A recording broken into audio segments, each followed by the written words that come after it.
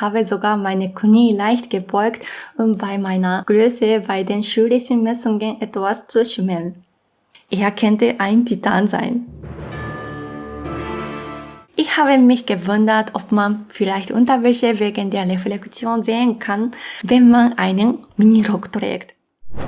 Hallo ihr Lieben, ich bin Mizuki. Heute möchte ich euch von meinem Kulturschock in Japan erzählen, die ich in Japan erlebt habe, obwohl ich selbst Japanerin bin. Es gibt so viele Dinge, die mich überrascht haben, nachdem ich in Deutschland gelebt habe. In diesem Video teile ich 7 faszinierende Erlebnisse aus dem japanischen Alltag, die ich während meiner letzten Japanreise gemacht habe. Lass uns dann direkt anfangen. Erstens, niedrige Möbel. Als ich in Japan bei meinen Eltern die Toilette benutzt habe, war ich im ersten Moment erschrocken, wie niedrig der Toilettensitz war. Es fühlte sich fast an, als wäre ich nach hinten gefallen.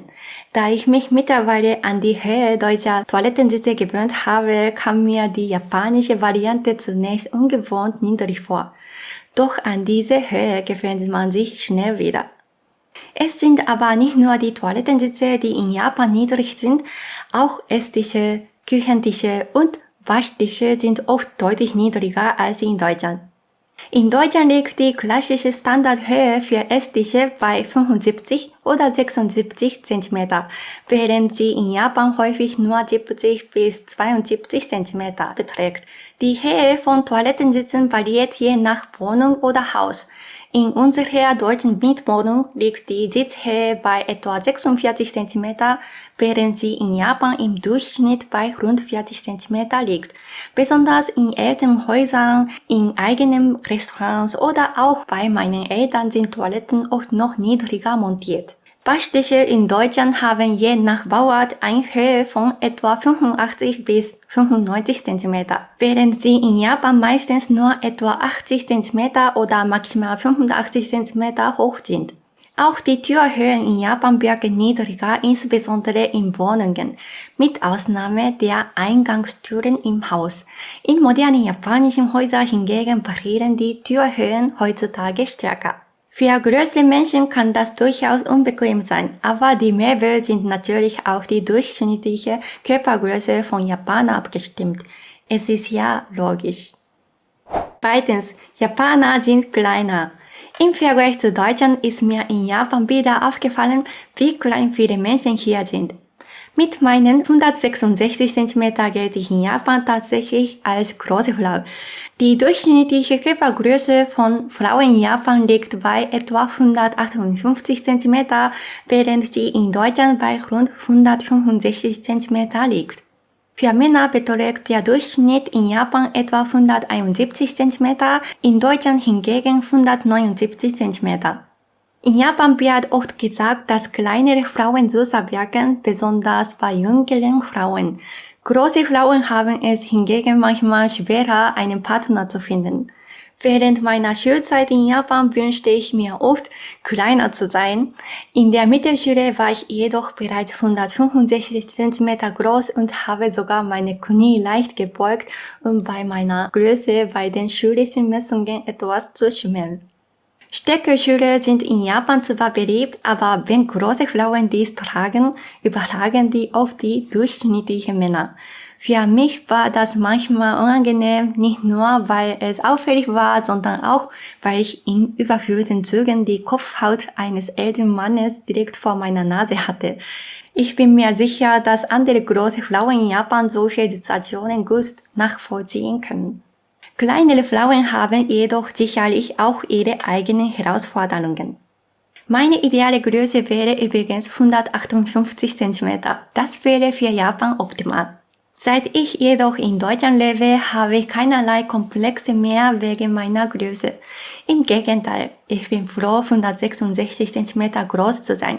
Auch mit Kleidergrößen habe ich in Deutschland keine großen Probleme. Es ist hier ganz normal, Frauen zu sehen, die 170 oder sogar 180 cm groß sind. Wenn ich einem Mann begegne, der 2 Meter groß ist, denke ich aber manchmal, er könnte ein Titan sein.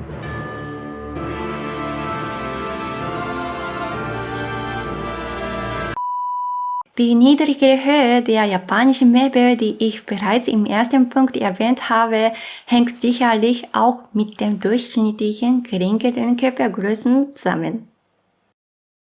Drittens, helles weißes Licht und laute Geschäfte. Geschäfte in Japan sind wie eine Show. Sie sind hell erleuchtet, voller Musik und von ständigen Aussagen begleitet. Im Vergleich dazu sind deutsche Läden oft ruhiger, was für mich mittlerweile zum Standard geworden ist. Während unserer letzten Japanreise waren wir oft in Shoppingcenter unterwegs. Meine Tochter macht mittlerweile nur noch ein Nickerchen am Tag und ich musste sie im Shoppingcenter tragen, damit sie schlafen konnte. Doch die laute Musik, die ständigen Durchsagen und die allgemeinen Geräuschkulisse, nicht nur in den Geschäften, sondern auch in den Gängen, machten es ihr schwer, länger zu schaffen.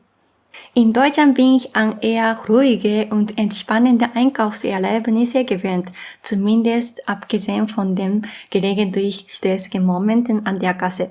In Japan hingegen hat mein Kopf schnell von den vielen verschiedenen Geräuschen beschäftigt. Diese kulturellen Unterschiede spiegeln sich auch im japanischen Fernsehen und auf YouTube wider, wo oft laute Musik und zahlreiche Soundeffekte verwendet werden, um die Aufmerksamkeit der Zuschauer zu halten. So empfinde ich es zumindest. Ein weiteres auffälliges Merkmal in Japan ist das häufig verwendete weiße Licht. Es wird nicht nur in Geschäften, sondern auch in vielen Wohnungen und Häusern genutzt. Überall ist es extrem hell. Außerdem sind die Böden in Geschäften in Japan unglaublich glänzend. Sie reflektieren oft das weiße Licht, weil sie so gut gepflegt sind. Ich habe mich gewundert, ob man vielleicht Unterwäsche wegen der Reflexion sehen kann, wenn man einen Minirock trägt. Sorry, ein Scherz. Als jemand, der in Japan geboren und aufgewachsen ist, war diese Art von Beleuchtung für mich früher ganz normal und nie störend. Doch seit ich in Deutschland lebe, mag ich die warmen, orangefarbenen Lichttöne, die in deutschen Häusern verbreitet sind und vor allem im Winter eine gemütliche Atmosphäre schaffen. Trotzdem hat weißes Licht für mich auch Vorteile. Da ich braune und relativ dunkle Augen habe, fällt es mir leichter, bei dieser hellen Beleuchtung Texte zu lesen.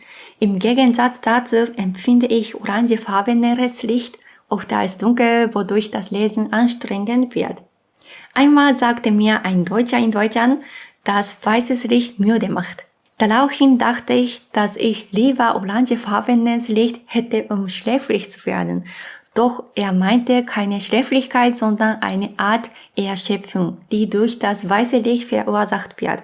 Für mich als Japanerin empfinde ich weißes Licht allerdings nicht als besonders belastend.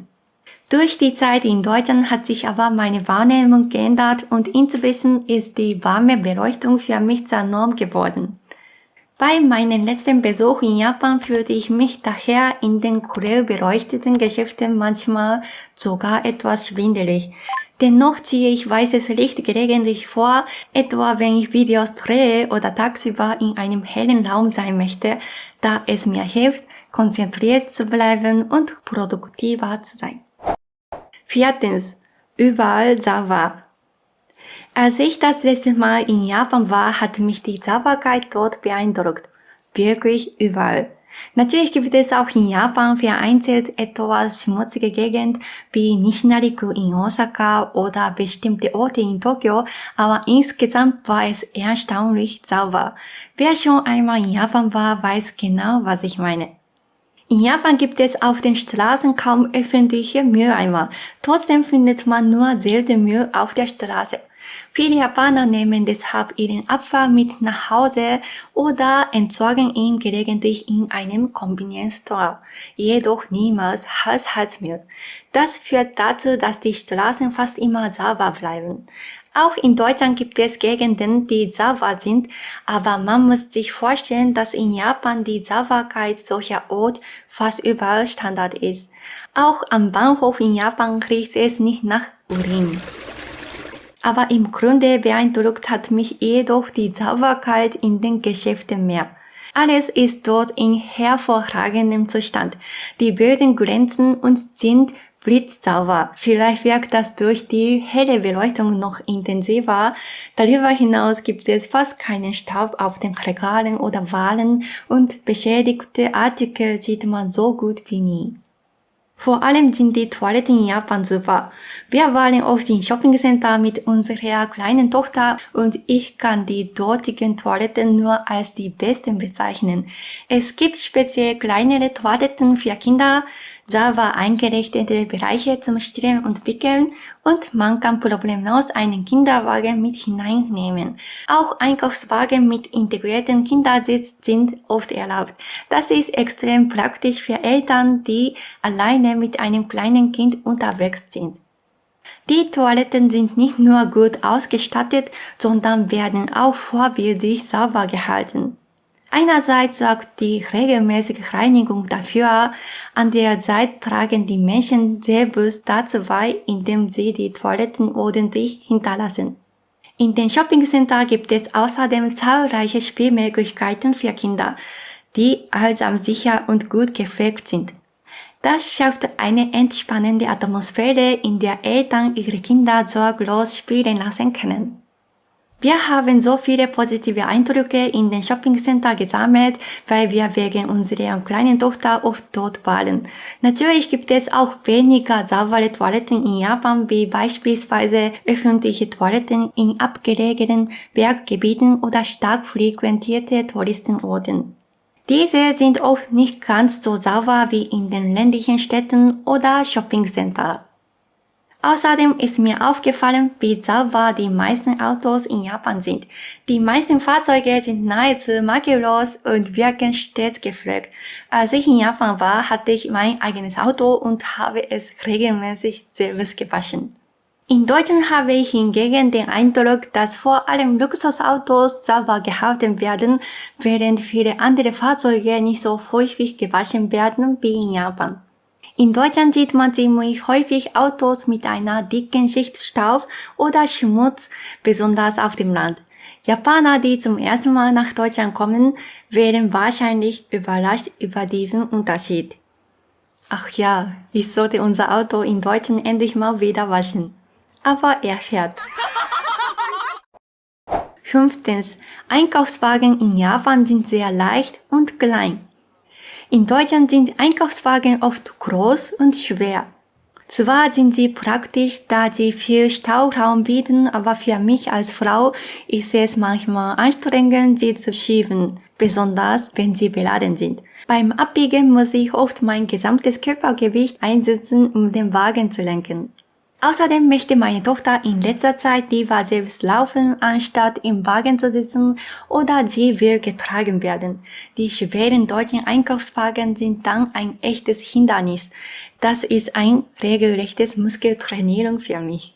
In Japan dagegen sind sie leicht und klein, sodass sie perfekt für Einkaufsstelle in Japan geeignet sind. Das macht das Schieben viel einfacher, besonders wenn ich meine Tochter auf dem Arm habe. Allerdings habe ich mich inzwischen so an das Gewicht der deutschen Wagen gewöhnt, dass es für mich ungewohnt war, den japanischen Wagen richtig zu steuern, da sie so leicht sind. Der Wagen rutscht auf dem Boden. Ein kultureller Unterschied ist auch, wie oft eingekauft wird. In Deutschland wird eher am Wochenende oder zu Zahltagen in großen Mengen eingekauft, was die Größe der Einkaufswagen erklärt. In Japan hingegen kaufen viele Menschen häufiger ein, oft sogar 2 oder 3 Mal die Woche, deshalb die Einkaufswagen dort kleiner sind. Es gibt zwar auch größere Wagen in einigen japanischen Supermärkten, aber im Vergleich zu den USA oder Deutschland sind sie insgesamt immer noch kompakter. 6. Kawaii-Kultur.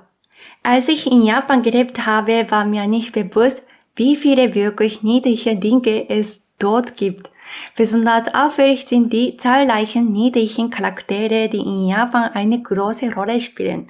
Erwachsene Frauen lieben vor allem entspannte und liebenswerte Charaktere, die oft als Yukiara bezeichnet werden, wie beispielsweise Werbemaskottchen. Von Stiften, Notizbüchern und Gladysmachen bis hin zu Plüschtieren, Lunchboxen und Wasserflaschen. Produkte mit diesen Charakteren gibt es in allen erdenklichen Varianten.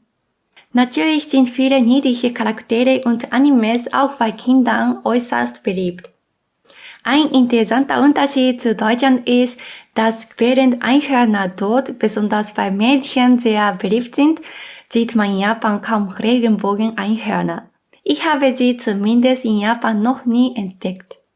Wie gesagt, sind in Japan Produkte mit niedlichen Charakteren nicht nur bei Kindern, sondern auch bei Erwachsenen sehr gefragt. Beliebt bei Frauen sind besonders simple, aber niedliche Charaktere wie die aus den Ghibli-Filmen oder dem Klassiker Miffy. Ebenso populär sind Charaktere wie Sumiko Gurashi, Chikawa, Gudetama und so weiter, die vor allem bei erwachsenen Frauen für Begeisterung sorgen. Niedrigkeit beschränkt sich in Japan jedoch nicht nur auf Produkte. Es gibt auch spezielle Charakter-Cafés und Restaurants, beispielsweise Pokémon-Cafés, Hello Kitty-Cafés oder das berühmte Anpanman-Restaurants für Kinder. Selbst lokale Maskottchen sind in Japan ein großes Thema. Jede Präfektur, sogar jede kleine Stadt hat oft einen eigenen niedlichen Charakter, der die Region repräsentiert. Diese Charaktere tauchen nicht nur auf Werbemaskottchen auf, sondern ziehen fast überall, sogar Kanaldecken. Oft in liebevoll gestalteter niedlicher Form. Während unseres letzten Besuchs in Osaka wurden Charaktere aus dem Anime Naruto am Kansai International Airport präsentiert. Natürlich gibt es in Japan nicht an jeder Ecke Anime oder Maskottchen, aber die Anzahl und Vielfalt solcher Charaktere ist in Japan unvergleichlich größer als in anderen Ländern. Niedrigkeit zeigt sich außerdem in Japan auch in der Gestaltung von Geschäften und Produkten. Manche Läden und Gegenstände sind in Pastellfarben wie rosa oder weiß gehalten, haben natürliche, charmante Atmosphäre durch den Einsatz von Holz oder wirken weich und flauschig. Alles wird so gestaltet, dass es süß und gleichzeitig ästhetisch ansprechend ist. Dieser Lippenstift, den ich mir in Japan gekauft habe, ist ja nicht süß. Diese Charaktere gab es übrigens schon, als ich ein Kind war, und auch jetzt als Erwachsene finde ich sie noch immer süß. Ich habe schon befürchtet, dass ich zu viel Geld ausgegeben hätte, wenn ich länger in Japan geblieben wäre. 7. Essen ist einfach lecker. Der letzte Kulturschock in diesem Video dreht sich um das Essen. Japan bietet eine unglaublich große Vielfalt an köstlichen Gerichten, von gesunden, nährstoffreichen Speisen bis hin zu wahren Genussmitteln. In Japan schmeckt einfach alles. Aber das bedeutet nicht, dass deutsches Essen schlecht ist. Auch deutsche Gerichte sind lecker, aber im direkten Vergleich, tut mir leid, gewinnt für mich das japanische Essen. Das liegt natürlich daran, dass ich in Japan geboren und aufgewachsen bin und mit dieser Küche vertraut bin. Ein besonderer Schatz der japanischen Küche sind fermentierte Lebensmittel. Während unserer letzten Japanreise habe ich jeden Tag Natto mit Reis gegessen. Ich liebe es einfach. Meine damals 1,5-jährige Tochter hat in Japan zum ersten Mal Natto probiert und es so sehr genossen, dass sie es regelrecht verschlungen hat. Und auswärtiges Essen ist in Japan im Vergleich zu Deutschland gar nicht so teuer. Natürlich gibt es einige All-You-Can-Eat-Restaurants, in denen man so viel essen kann, wie man will, aber die Preise sind entsprechend hoch. Ebenso wie die gehobenen Sushi- und Fleischrestaurants. Allerdings ist das Essen, das relativ billig ist und überall gegessen werden kann, was auf Japanisch als Taishu-Restaurant bezeichnet wird, auch als wertiges nicht so teuer. So kosten beispielsweise Gyudon, Mittagsmenü und Nudeln wie Udon weniger als 10 oder 15 Euro, selbst wenn man sie mit 100 Yen pro Euro berechnet. Und alles schmeckt einfach lecker. Auch im Hinblick auf Sushi ist japanisches Sushi unvergleichlich besser als andere. Selbst Sushi aus Supermärkten und Sushi-Restaurants mit Fließband ist im Vergleich zu Sushi aus dem Ausland außergewöhnlich und dennoch preisgünstig. Auch die Auswahl an süßen Brötchen und Gebäck in Japan ist beeindruckend. Mein Favorit ist das japanische Schokopan. Es handelt sich dabei um eine dickere Version von deutschen Toast, die in Japan heutzutage als Frühstücksklassiker gilt. Schokopan unterscheidet sich in Geschmack und Konsistenz deutlich von deutschen Toast und ist meiner Meinung nach deutlich leckerer. Es lässt sich vielseitig genießen mit Ei, Schinken, Butter oder Mayonnaise und die dicke Scheibe macht es perfekt für viele Variationen. Japanisches Essen ist für mich unverzichtbar, da es nicht nur Teil meiner Kultur ist, sondern auch eng mit meiner Identität verknüpft ist. Während dieser Japanreise habe ich mir sogar vorgenommen, meine eigenen fermentierten Sojabohnen Natto endlich selber herzustellen. Für viele Japaner, die im Ausland leben, ist das Essen aus der Heimat so wichtig, dass Reis, Miso-Suppe und wie bei mir Natto wahre Seelentröster sind, die einem helfen, sehr schwierige Zeiten zu überstehen. Diese Reise hat mich wieder einmal daran erinnert, wie sehr ich Japanerin bin. So, das war's heute mit dem Video. Das waren meine ersten 7 Überraschungen in Japan und glaubt mir, es gibt noch weitere 7, die ich euch im nächsten Video vorstellen werde. Dort erzähle ich euch, was mich in Japan noch mehr überrascht hat. Schaut also unbedingt rein, wenn ihr mehr über Japan erfahren möchtet.